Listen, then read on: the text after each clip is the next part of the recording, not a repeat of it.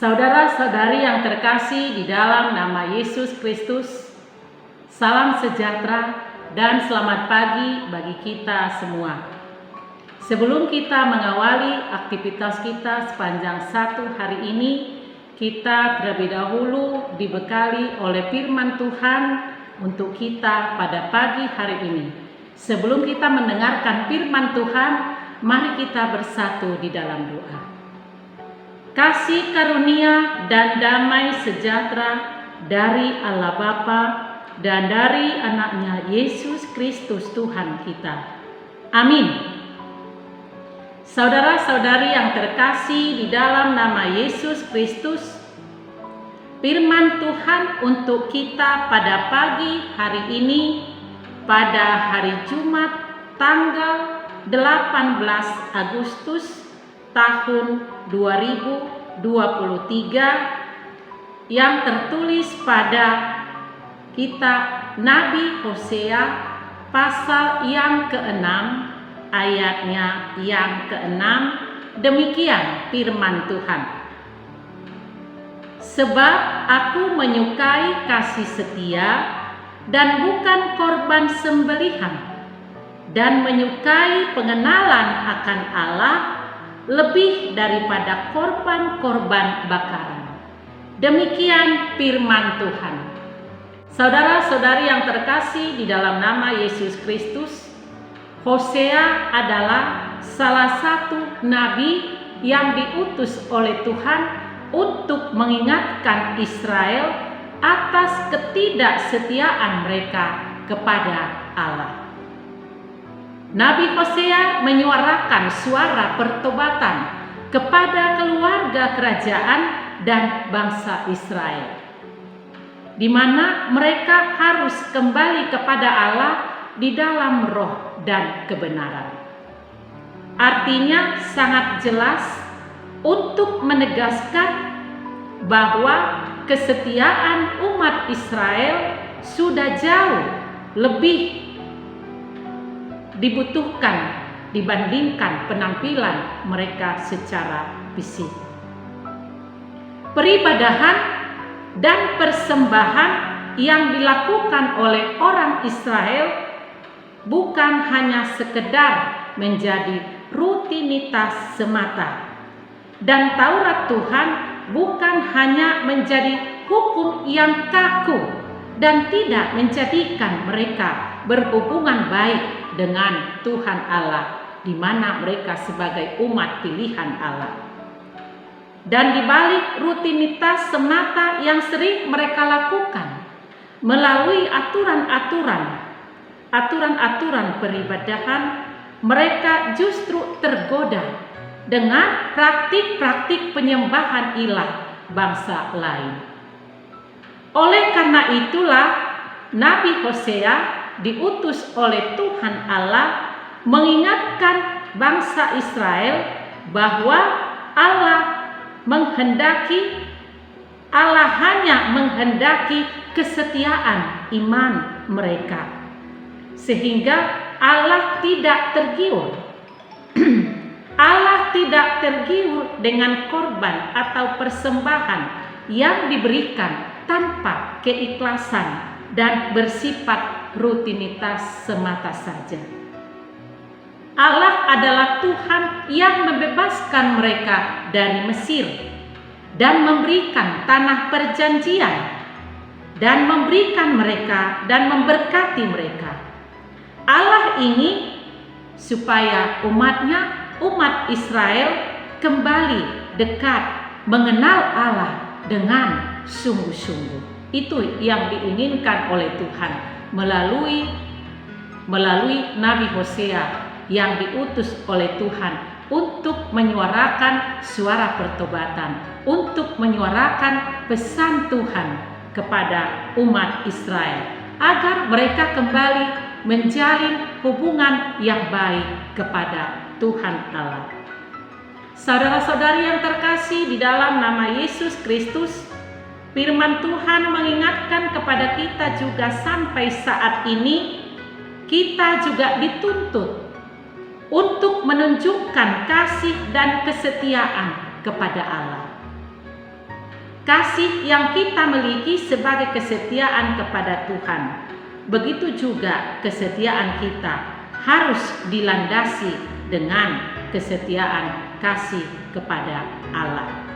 Artinya, seluruh aspek dalam kehidupan kita menjadi perwujudan kasih setia kepada Allah. Kasih setia itu perlu tampak dalam realisasi kehidupan sehari-hari sebagai ibadah yang sejati. Oleh karena itu, firman Tuhan mengingatkan kita pada pagi hari ini. Tuhan berkata kepada kita dan mengingatkan kepada kita semua, sebab aku menyukai kasih setia. Karena kasih setia Tuhan itu tidak pernah berkesudahan. Kasih setianya tidak pernah berubah.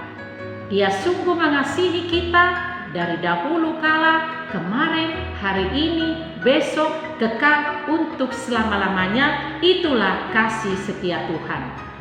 Dia lebih menyukai kasih setia. Artinya kasih setia yang dimaksud di dalam nats ini supaya kita menunjukkan bahwa kita menunjukkan kesetiaan kita yang sungguh-sungguh hanya kepadanya. Jangan kita beralih menyembah Allah yang lain, menduakan Dia selain menyembah Allah yang lain. Karena bangsa Israel menunjukkan di dalam kehidupan sehari-hari mereka adalah peribadahan dan persembahan yang mereka lakukan hanya dalam bentuk rutinitas semata. Namun Tuhan tidak menghendaki hal tersebut. Tuhan Allah bukan menyukai korban sembelihan dan bukan menyukai lebih dari korban-korban bakaran. Tetapi Tuhan lebih suka dan menyukai kita sebagai umat yang Dia kasihi menunjukkan kesetiaan yang penuh kepadanya. Hanya sembah sujud kepadanya, tidak pernah mengenal Allah yang lain selain Dia, Allah satu-satunya yang kita sembah, kita muliakan hari ini, kekal untuk selama-lamanya. Oleh karena itu, mari kita memohon kekuatan kepada Tuhan supaya kita dimampukan menjadi umat yang senantiasa setia hanya kepadanya. Jangan kita pernah menyembah Allah lain selain dari Dia, Allah satu-satunya sumber dari segala berkat yang kita perlukan di dalam kehidupan kita. Tuhan beserta kita. Amin. Mari kita berdoa.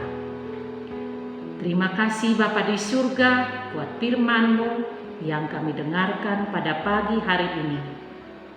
Curahkan Roh Kudus-Mu ya Bapa, memenuhi kami agar kami dipenuhi kuasa Roh-Mu, sehingga kami dimampukan, diberikan pemahaman akan isi firman-Mu, dan kami dimampukan untuk melakukan, merealisasikan apa yang Engkau firmankan bagi kami, supaya kami menunjukkan pengenalan yang semakin dalam, pengenalan yang sungguh-sungguh. Hanya Engkau satu-satunya Allah Bapa kami yang kekal, yang kami puji, yang kami sembah di dalam setiap aspek kehidupan kami.